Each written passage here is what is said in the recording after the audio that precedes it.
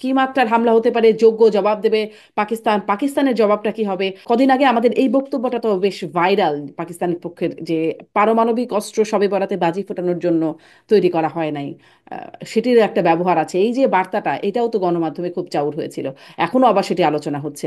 পাকিস্তানের যে পারমাণবিক বোমা, সেটাকে বলা হয় হচ্ছে ডেটারেন্স।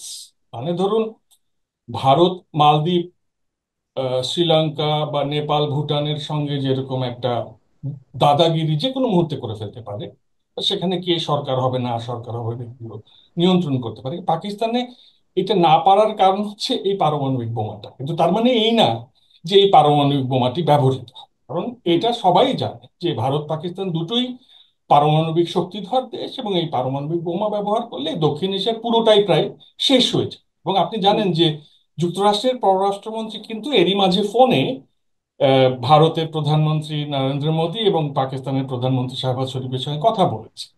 যুক্তরাষ্ট্রের একটা স্টেক এই দুটো দেশেই আছে।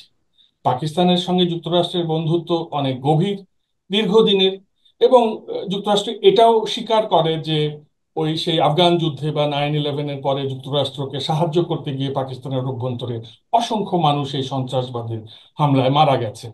সুতরাং যুক্তরাষ্ট্র আহ, পাকিস্তান এই যুদ্ধে না জড়াক সেটা চাইবে, আবার যুক্তরাষ্ট্রের নতুন বন্ধু নরেন্দ্র মোদী, এবং সেখানেও একটা চমৎকার বন্ধুত্বের বাতাবরণ রয়েছে ওয়াশিংটনের সঙ্গে নতুন দিল্লির। যুক্তরাষ্ট্রই এর আগে 2019-এর সেই যে সার্জিক্যাল অ্যাটাক সংক্রান্ত যে যুদ্ধটি, ওটিকে কিন্তু তারা প্রশমিত করতে পেরেছে। এবং এর পাশাপাশি ইরান এবং সৌদি আরব তারাও চেষ্টা করছে দুটো দেশের সঙ্গে কথা বলতে।